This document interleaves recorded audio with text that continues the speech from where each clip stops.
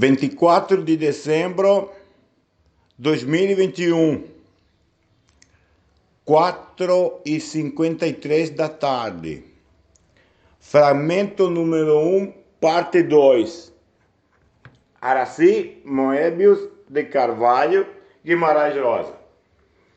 Aqui estamos de novo para continuar com o enquadramento histórico da vida da maravilhosa Aracy. Comecei ontem, vamos continuar. Estava te dizendo que muitos foram os casos de pessoa ajudada, judeus, na total maioria, né, quase todos, pela Aracy, para escapar-se da Alemanha nazista, enquanto ela era secretária na oficina de passaporte do consulado alemão brasileiro em Hamburgo, perdão. E estava dizendo ontem mesmo que tantos são os casos que é muito difícil de contar. Não se sabe se são centenários, milhares, eu acho, pelo menos 1 milhar, talvez muito mais. Eu não sei, não faço ideia exatamente. Sei que foram muitos que foram salvos por ela, com o apoio, claro, de João Guimarães Rosa, que era lá o consul adjunto. Se não tivesse ajudado, fazendo de conta que não estava acontecendo aquilo, né, que não podia acontecer, porque o governo de Getúlio não queria, né, tudo isso não teria sido possível. Mas ela foi o motor, ela já estava nisso antes que ele chegasse. Então ela é protagonista desta história de heroísmo brasileiro e humanitário grandiosa mesmo. Aí a história são muitos, os casos são muitos. Eu não sei, não cabe aqui o espaço para colocar todos, eu muito menos sei, mas vou colocar só um exemplar.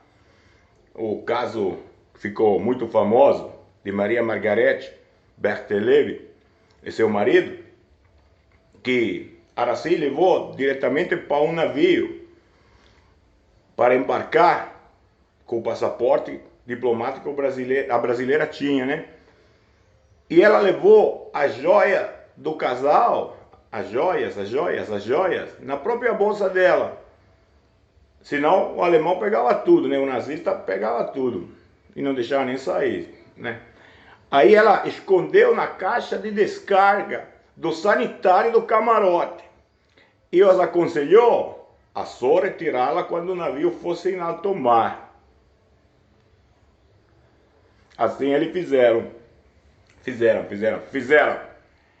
E chegando ao Brasil, tiveram todas essas coisas preciosas, essas joias, que não eram poucas mesmo, venderam tudo e puderam assim bancar o começo de uma nova vida feliz, um pouco mais pacífica e tranquila que tiveram aqui no Brasil. E assim foi, os caras foram salvos por ela, né? E conseguiram refazer suas existências aqui. Agora seus descendentes são muitos, tem um monte deles aqui no Brasil agora. Depois disso se separaram as duas e nunca se viram por décadas. Se encontraram anos depois e se tornariam umas grandes amigas inseparáveis. Como já disse na parte 1, vamos recapitular, resumir para quem eventualmente tivesse perdido e não quisesse recuperar, né? Em 1942, o rumo da Guerra Mundial muda para o Brasil, pelo menos.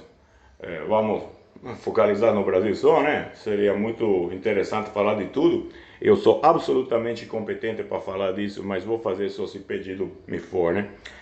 Aí acontece o quê? Que o Brasil, que faltou pouco que entrasse na guerra no lado do eixo, o eixo, né?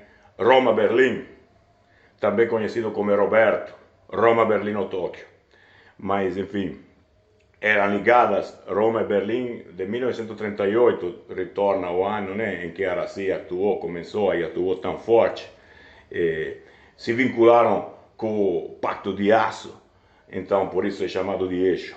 Mas aí as potências do eixo, especialmente a Alemanha, atacam o Brasil no Oceano Atlântico com os seus submarinos famosos, Unterwasserboot, vulgo conhecido como U-Boot, o Wolfpack em inglês, a cadeia de lobos, que estava lá no Atlântico do Norte, impedindo os comboios aliados que vinham da América a fortalecer, a dar abastecimento para a Inglaterra e para a União Soviética, que sozinha naquela época estava enfrentando o monstro nazista da Alemanha de Hitler. E foram eles que salvaram, afinal, assim salvou muitíssimos judeus. Os soviéticos salvaram a humanidade, acabando com o nazismo. Isso é muito importante que o brasileiro saiba. O nazismo foi derrotado nos campos de batalha da União Soviética pelo povo heróico daquele país, e não como a vulgata que transmite no mundo inteiro, que foram os estadunidenses, os Estados Unidos, né, lançando aquele horror de bomba atômica em Nagasaki, em Hiroshima, no Japão, no dia 5 e 8 de agosto de 1945. É um mito que eles salvaram o mundo e libertaram a Europa, especialmente a segunda parte é completamente estapafúrdia. Eu tenho como comprovar isso e o farei com o maior prazer, se pedido me for. Mas voltamos àquele ano de 42, enquanto os comboios que vinham das Américas eram sempre melhor escoltados por navios destroyers, DD, caça-torpedo, que acabam com o submarino. Aí era sempre mais difícil para os alemães caçar naquelas águas. E aí foi por isso que alguns desses se desviaram um tanto para estar mais tranquilos na água do Atlântico Sul. E aí, isso explica por que, ao final, foi atacado o Brasil. Não é que a Alemanha temesse o Brasil ou muita coisa assim, não. Era simplesmente um alvo de oportunidade. Os navios brasileiros eram pouco escoltados, nada escoltado mesmo. E aí, os nazistas, que como tais são extremamente covardes e também completamente desumanos e despiedados, atacaram navios brasileiros, né, afundando, matando muita gente, e assim fazendo com que Getúlio não tivesse mais alternativa senão aquela de declarar guerra à Alemanha e juntar-se aos aliados. O resto da história acho que todo mundo sabe, eu também posso contar, se pedido me for, eu conto com o maior prazer.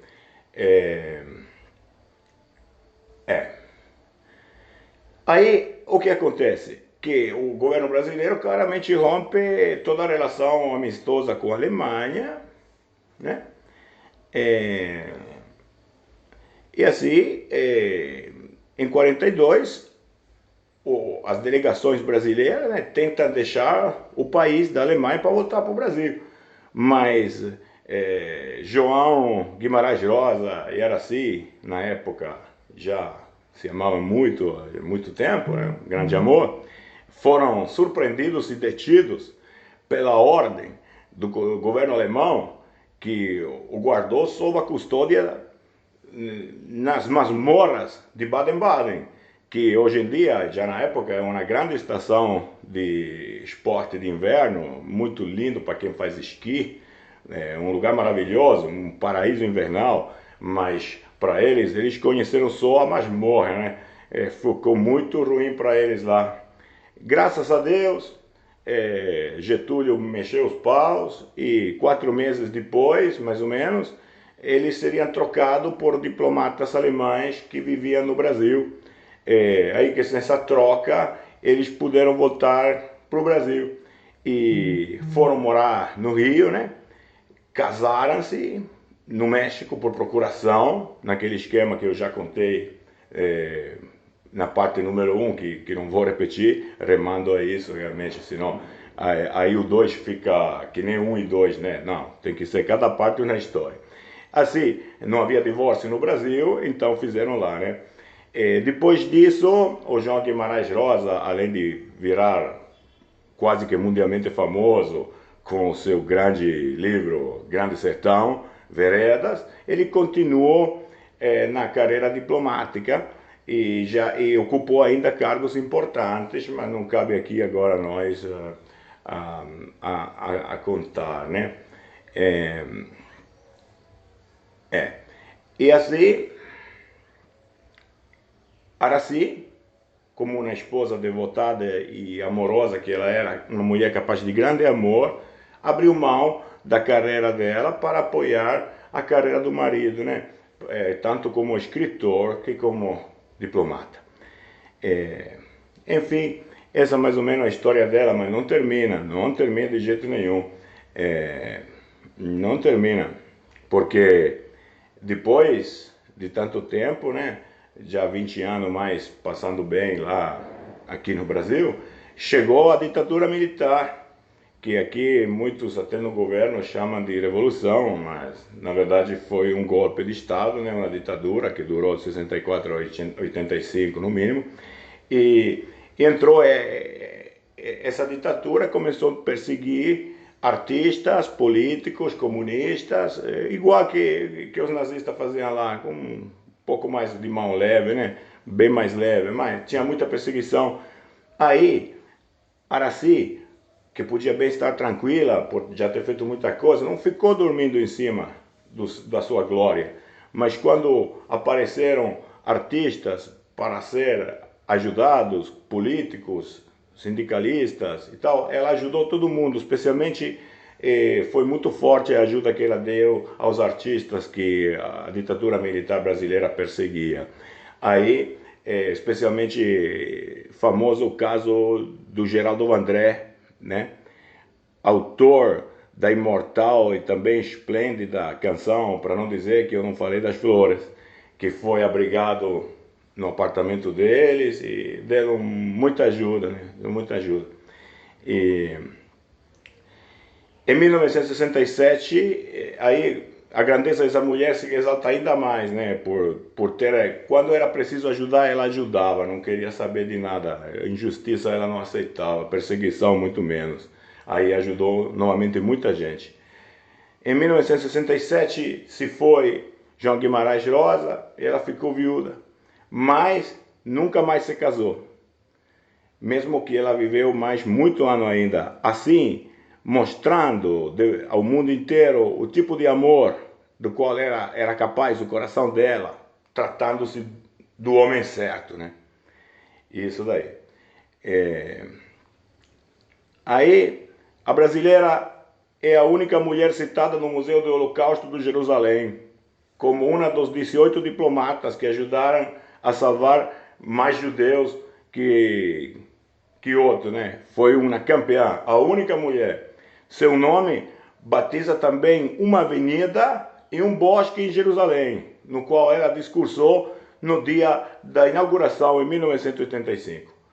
Tão importante essa mulher extraordinária que é citada também no museu com uma targa do Holocausto de Washington. Isso é que ela foi. Essa grande mulher que a gente conhece, né?